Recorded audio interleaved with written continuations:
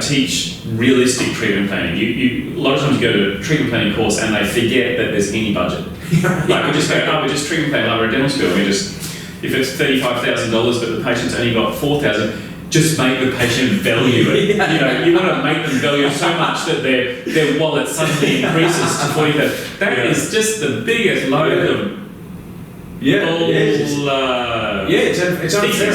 Hey, I always use this example, and it's funny that you hear, people would meet, when I was younger, meet people at bars, right? You go to a bar, try to talk to people, and it'd be like the dental nurses say the only time they met someone and got their phone number, they don't show the 10 times they were home eating pizza by themselves. And it's like they show these cases, but it's like they're lying to themselves, because nobody's practice is like that, even if you're the most top. It's actually interesting because I do some very complex work. So there's actually the biggest growth area in my practice is people who've gone to Asia to have their dental work done, and then they come home and 3 years later it all starts, the bridges start falling off. So that, people go, people are going overseas. I go, it's bad for the patient, but it's great for me because they know that dentistry takes time and it's going to cost a bit now.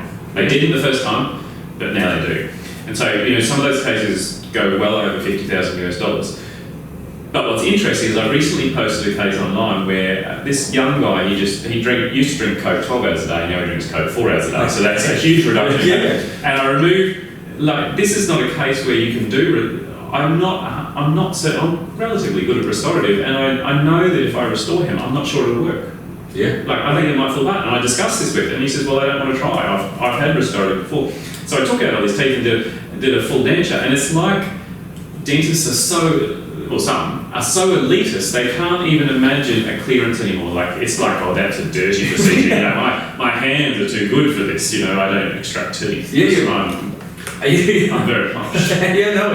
You see because it's not patient centered. I mean, Pasquale's input was great. I had someone at my lecture. It was my patient. I saw him when he was 64 years old. He hadn't seen a dentist in 30 years. Yeah. And all his teeth really needed to be removed. Yeah. So we did it. We did an implant case. At the time, we did 2 fixed hybrids. Yeah. That was popular. I was young. I was 28. 10 years later, some of the implants are having problems in the lower, so we're transitioning to an overdenture. This guy has told me I've saved his life, helped his business. His wife said he wouldn't be here if he didn't meet you, right?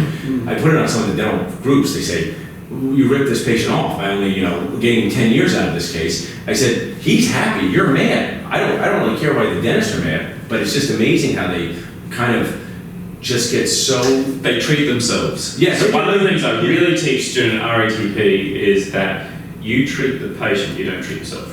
Yeah, right. Now, one of the things, there's several things people go, I want to treat the patient the way I want to be treated. That is the most self-centered, pompous bit of nonsense that I've ever heard. It's like a young guy who's single, you go to buy a car and he says, well, I only like to drive sports cars, so your family of 6. You're right, that's exactly. You have a 2-door, so you don't sell someone something that suits you. That's like a very, there's like completely, just want to rip everyone off. That's like down here. And then the next level up is treat them the way I want to be treated. That's here. But then there's find out how the patient wants to be treated and treat them like that. Yeah. And then you've got, and make sure they don't have long-term regrets. That's the top level. I love that. Last time was, dentists are the only group I feel we can fight.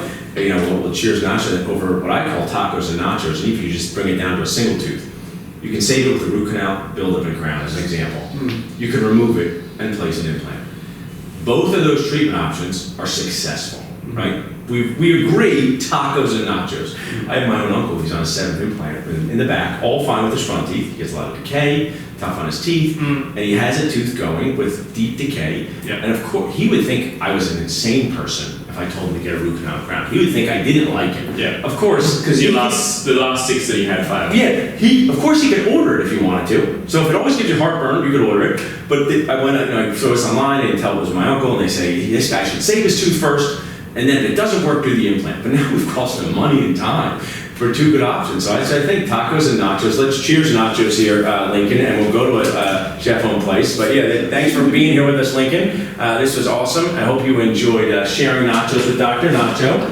And our last part here is always our catchphrase, Lincoln, is our goal here at Dental Nachos in Life is to increase your happiness by decreasing your annoyance. So I we'd help with that, and we hope to see you next time. Less annoyed than you are now. So if you've got any patients called annoyance, just get rid of them. Yeah, we will. Thanks, Lincoln. Awesome job. Cheers. I'm not sure how this, I don't know how to cheer because normally it's like a Yeah, this is like our version of champagne, right? This is it. root beer.